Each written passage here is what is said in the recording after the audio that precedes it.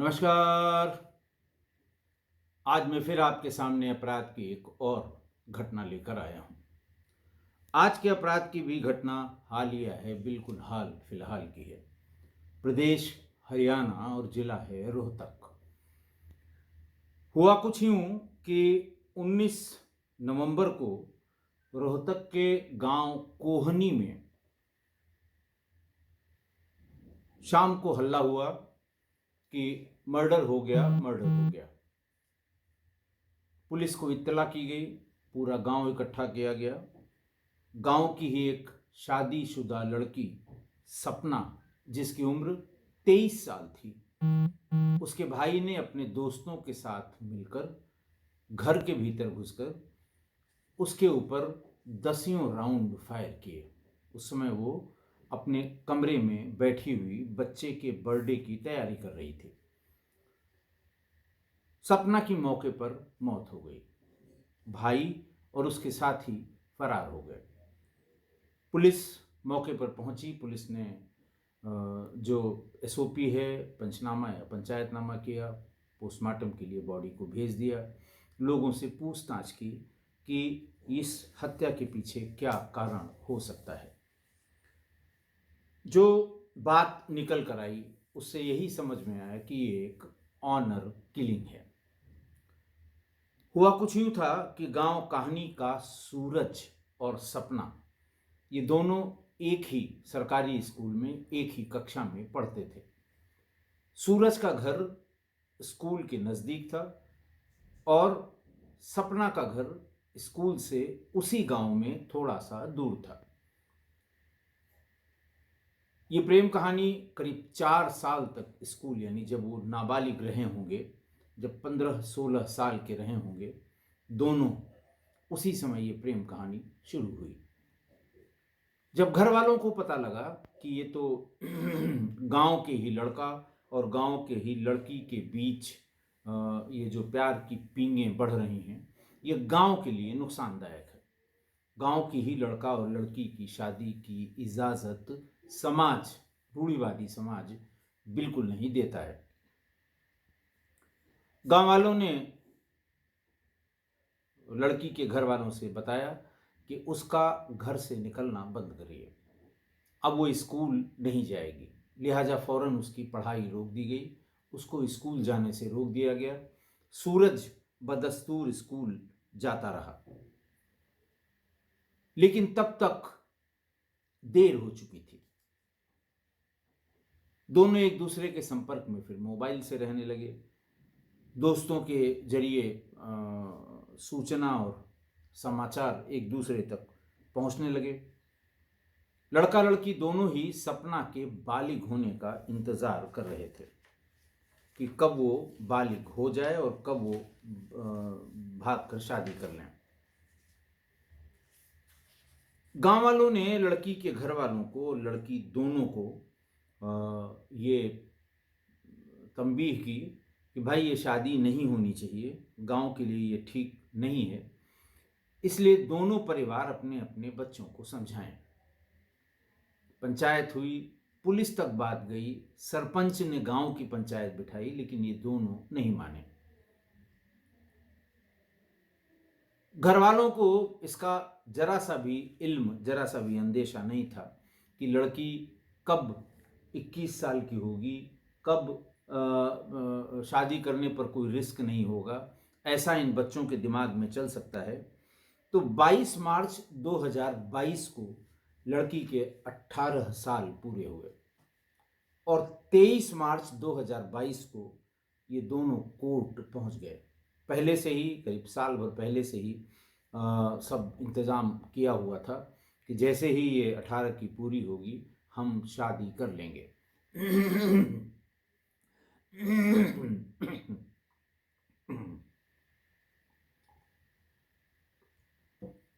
23 मार्च 2022 को इन दोनों ने भाग के शादी कर ली। कोहराम मच गया घर में। लड़का लड़की के घर वाले, यानी दोनों के परिवार, इसके लिए बिल्कुल राजी नहीं थे। गांव की पंचायत भी इसके लिए राजी नहीं थी। दोहाई एक ही बात की कि इससे बाकी के लड़कियों पर बहुत ही बुरा प्रभाव पड़ेगा। अगर गांव में, हालांकि दोनों सजातीय थे, एक ही बिरादरी के थे, एक ही गांव के थे, एक ही क्लास के थे, सामाजिक स्तर भी दोनों परिवारों का लगभग बराबर ही था, कोई ऐसा नहीं था वो बड़े घर की थी या ये बड़े घर का था, लेकिन सामाजिक स्तर भी बराबर था। फिर भी गांव का विरोध अपने चरम पर था। गांव के विरोध को देखते हुए ये रोहतक शहर में भाग गए दोनों। गांव वालों ने रोहतक तक भी इनका पीछा किया, तब ये फिर अदालत गए कि साहब हमको मार डालेंगे।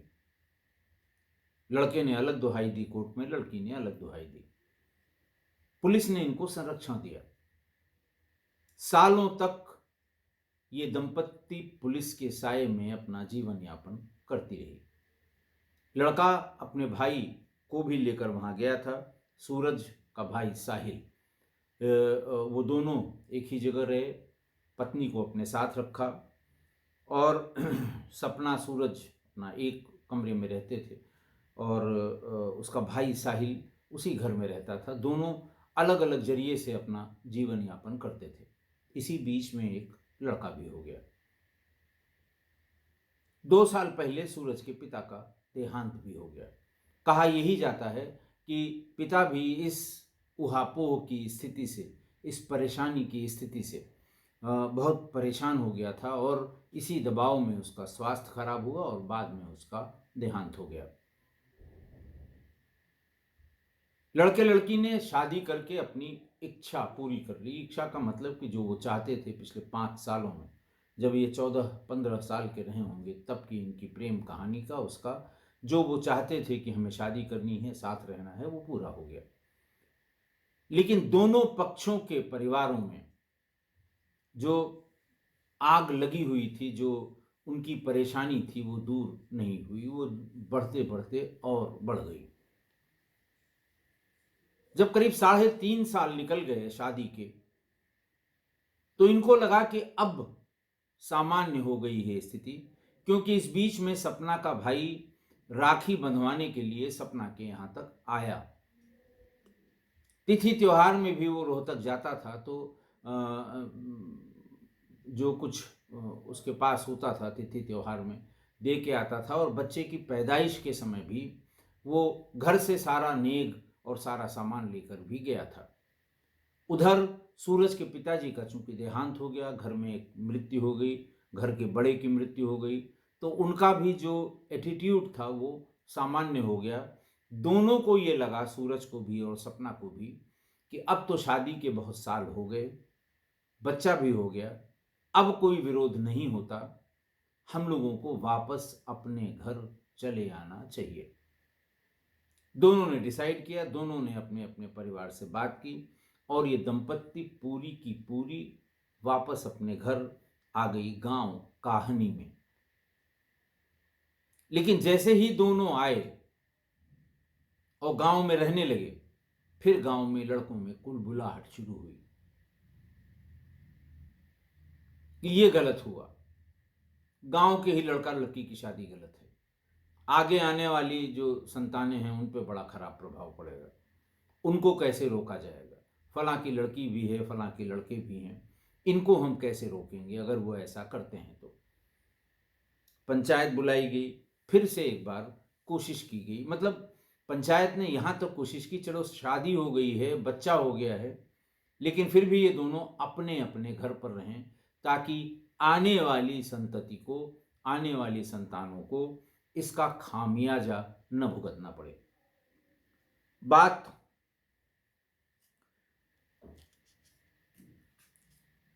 दो परिवारों की नहीं है, बात पूरे गांव की हो चली थी। 20 नवंबर को सूरज की मां, वो बेटे साहिल की का जन्मदिन था और बच्चे का भी जन्मदिन था। इन सब उसको लेकर उहापोह में वो क्या, कैसे कल का फंक्शन होगा 20 तारीख का, ये सब बात शुरू कर ही रहे थे कि 22 नवंबर को उसके दूसरे पोते का भी जन्मदिन था।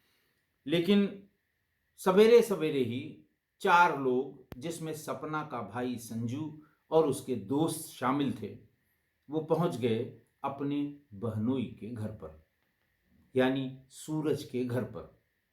सपना के बारे में पूछा, पता लगा वो कमरे में भीतर है।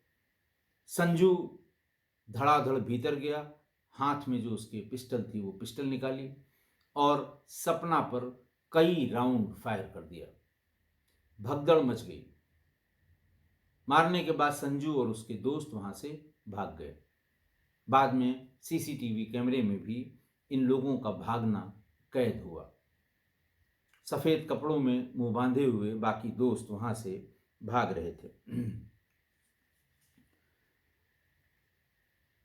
सपना को गोली मारने के बाद सूरज के भाई साहिल ने जैसे ही आवाज सुनी, चूंकि सब लोग घर ही पे थे, फंक्शन की तैयारी थी, बर्थडे के फंक्शन की, साहिल ने गोली मारने वालों को, भाई को और उसके साथ के जो उसके दोस्त थे, सब हाथ में तमंचा लिए हुए थे, उनको रोकने की कोशिश की। उसे भी गोली मार दी। उसे गोली पेट में लगी। हालांकि बाद में उसका जीवन बचा लिया गया। उसने डंडा लेकर आरोपियों को खदेड़ने की भी कोशिश की थी।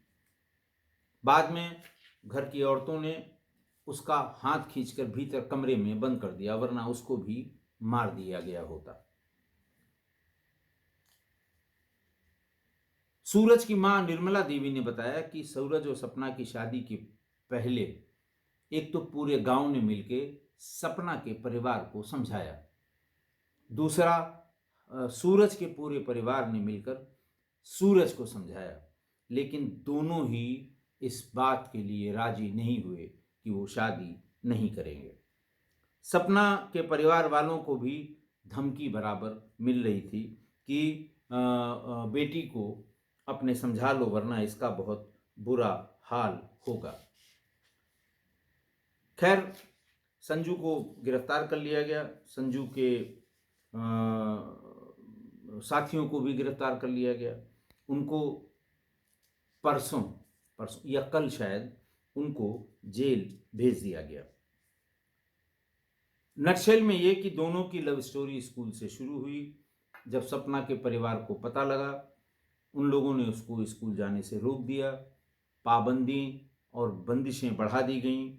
लेकिन जैसे ही वो 18 की पूरी हुई, उसके अगले ही दिन 2022 में उसने भागकर कोर्ट मैरिज कर ली।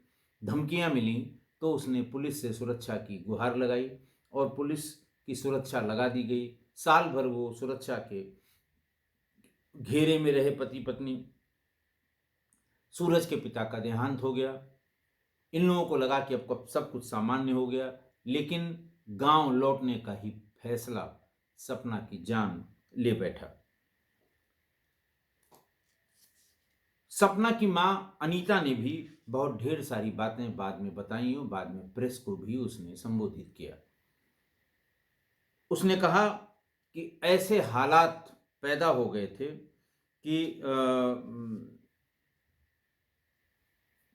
संजू जो है वो हत्या के सिवा उसके पास दूसरा कोई कारण नहीं बचा था। उसने कहा कि सूरज ने, जब सपना ने बेटे को जन्म दिया तो सूरज उसको व्हाट्सएप मैसेज करके और बराबर ये धमकाता रहा कि भांजा पैदा हुआ है और नेग लेके आओ, उसको शायद पीलिया कहते हैं, तो सामान वामान ननिहाल से लेकर जाया जाता है। और तरह तरह की बातें वो व्हाट्सएप मैसेज पर सूरज उसको ताने मारता था कि तुम्हारी बहन को, जिसे मैं लेकर आ गया था, तुम्हारे लाख मना करने के बाद उसके बेटा हुआ है। इस तरह की बातें माँ ने ये प्रेस कॉन्फ्रेंस करके बताया। माँ ने ये भी बताया कि जब ये लोग वापस आ गए तो स्थिति और खराब हो गई। सूरज अपने दोस्तों के बीच संजू का मजाक उड़ाता था, रास्ता रोककर उसे टॉर्चर करता था, उसके ताने इतने मारता था कि वो ताने सहन नहीं होते थे संजू को। दोनों परिवारों में दुश्मनी और बढ़ गई जब ये लोग वापस आ गए और बार बार संजू को रोककर उसके सूरज के दोस्त उसे ताने मारते थे।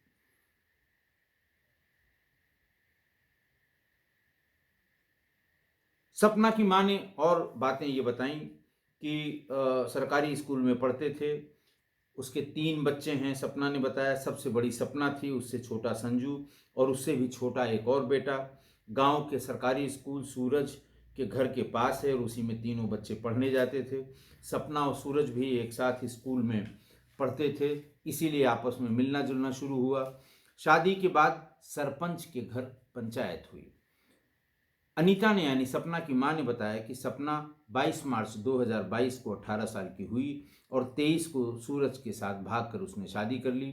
इसके बाद सरपंच के घर पंचायत हुई, जिसमें बेटी को समझाने का बहुत प्रयास किया गया, लेकिन वो नहीं मानी। बात थाने तक भी पहुंची तो सरपंच ने थाने में जाकर हाथ जोड़कर सपना से सारे रिश्ते खत्म करने, यानी उस परिवार से सारे रिश्ते खत्म करने की बात थाने को बताई। मां आगे कहती है सपना की कि गांव वाले संजू को ताने मारते थे। अनीता ने बताया कि जब सपना ने शादी की तो संजू करीब 14 साल का था। बाहर खेलने जाता था तो गांव के लड़के उसे ताने मारते थे, कहते थे कि तेरी बहन तो भाग गई। इस बात से वो बहुत आहत होता था। कभी कभी उसके साथ मारपीट भी करते थे। जब वो ताने मारने का विरोध करता था तो उसके साथ मारपीट करते थे। संजू 10वीं में था तो सूरज उसे बहुत परेशान करता था। घर के पास स्कूल होने के कारण रोज ही उसका रास्ता रोक लेता था कि खबरदार अगर तुमने कोई विरोध किया। होली पर भी उसने रास्ता रोककर सूरज ने संजू की पिटाई की थी। इस तरह की बातें वो बताई। उसने कहा कि जब होली के दिन उसे रोका और उसे काफ़ी मारा पीटा तो उसके बाद संजू पहली बार शराब पीकर घर आया और उसने अपने पिता को सारी बात बताई कि कैसे कैसे उसकी बेइज्जती की जाती है। संजू को उसके पिता ने 10-12 हज़ार रुपए का एक फ़ोन दिलवाया था, लेकिन उस दिन सूरज की मारपीट के बाद होली के ही दिन उसने वो पटक पटक कर वो फ़ोन भी तोड़ दिया था और संजू ने सूरज के कारण ही पढ़ाई छोड़ी, ऐसा सपना की माँ का कहना है। सपना की माँ बताती है कि संजू पढ़ाई में बहुत अच्छा था और 9वीं कक्षा में उसके बहुत अच्छे नंबर आए थे, लेकिन इस उथल पुथल के कारण जब वो 10वीं में था और सूरज ने सपना से शादी कर ली और बार बार उसे परेशान करने लगा तो वो 10वीं में फेल हो गया और उसके बाद उसने पढ़ाई ही छोड़ दी। पुलिस ने बेटे को, जो उसका सूरज का सबसे छोटा भाई, उसके पिता की डेथ हो गई थी और पति को पुलिस ने हिरासत में ले लिया। सपना के छोटे भाई, पिता और पति उसका जो था सूरज, उसको हिरासत में लिया। अनीता ने बताया कि पति धर्मेंद्र रोहतक में सिक्योरिटी का काम करते हैं, यानी उसके पिता मृतका के, सपना के, सिक्योरिटी में काम करते हैं। पुलिस पति धर्मेंद्र को, मतलब पूरा परिवार, उसने कहा कि मेरी बेटी मर गई, बेटा जेल चला गया, घर उजड़ गया। अनीता ने बताया कि उसका तो सब कुछ लुट गया और जिसकी बेटी मर जाती है उसका नुकसान केवल उसकी माँ ही समझ सकती है, लेकिन उन लोगों का जिन्होंने भगा के शादी की या कराई, उनका कुछ नहीं बिगड़ा, ऐसा वो कहती है। बहरहाल इनको गिरफ्तार करके जेल भेजा जा चुका है। आज की घटना देखिए, इस पूरी घटना में एक नहीं दो जिद थी। ये घटना जिद के कारण, ऑनर किलिंग ये जो हुई वो जिद के कारण हुई। एक जिद लड़की की कि शादी उसी से करेंगे जिससे 4 साल से उसका प्रेम प्रसंग या प्रेम संबंध चल रहा है। दूसरी जिद घर वालों की, दोनों घर वालों की, कि गांव में ही, एक ही गांव के लड़का और लड़की की शादी नहीं होने देंगे। ये 2 जिद थी। लड़का लड़की ने अपनी जिद पूरी कर ली। जिस दिन 18 साल की उम्र पूरी हुई उसके अगले दिन ही भागकर दोनों ने कोर्ट मैरिज कर ली। 22 मार्च को मैंने बताया कि वो 18 साल की हुई थी और 23 मार्च को उसने भागकर शादी कर ली। शादी के बाद जब इनका इश्क का भूत उतरने लगा दोनों को, तो फिर इन्हें अपनी चिंता हुई। इन्हें लगा कि पूरा गांव पीछे पड़ा हुआ है, हमारा नुकसान होगा। इन्होंने सुरक्षा की गुहार लगाई। पुलिस ने इनको सुरक्षा दे दी। सालों साल ये सिपाहियों की सुरक्षा के बीच में अपना जीवन यापन करते रहे। फिर उसके बाद जब देखा कि ये पुलिस की सुरक्षा, लोगों की परिवार की धमकी, पूरे गांव की धमकी, इससे ऊब कर ये दोनों पति पत्नी सपना और सूरज ये दोनों रोहतक चले गए। सूरज अपने साथ अपने भाई साहिल को भी ले गया। इसी बीच में सूरज के पिता का देहांत हो गया। इन लोगों को लगा कि अब शादी के लगभग 4 साल हो रहे हैं, 3.5-4 साल हो रहे हैं, बेटा भी हो गया है।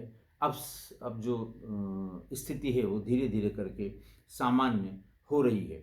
सपना को लगा कि उसके घर वाले सब कुछ भूल कर उसे अपना लेंगे, पर यही फैसला इन दोनों के लिए या इस दंपत्ति के लिए उल्टा हो गया।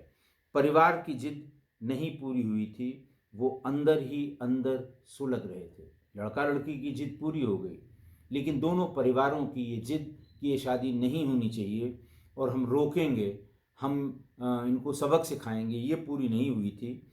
फिर एक दिन भाई ने दोस्तों के साथ मिलकर घर में घुसकर और अपनी बहन को गोलियों से छलनी कर दिया। तो इस तरह से इस घटना में दोनों जिदें पूरी हो गई। लड़का लड़की की शादी करने की जिद और गांव वालों की लड़की के या लड़के के परिवार की ये जिद कि ये शादी, गांव की शादी, ये ठीक नहीं है, इसे हम नहीं होने देंगे। तो अब सवाल ये होता है कि शादी तो लड़का लड़की दोनों ने की और दोनों ने रजामंदी की होगी तभी भागे और 4-4 साल तक भागे रहे, कोर्ट मैरिज की, गवाह खड़े किए, लेकिन सजा सिर्फ लड़की को ही क्यों मिली? ये विचारणीय प्रश्न है। खूब सोच समझकर सिर्फ लड़की को ही सजा दी गई। ऐसा नहीं था कि लड़की के अकेले फैसले की वजह से यह शादी हुई थी।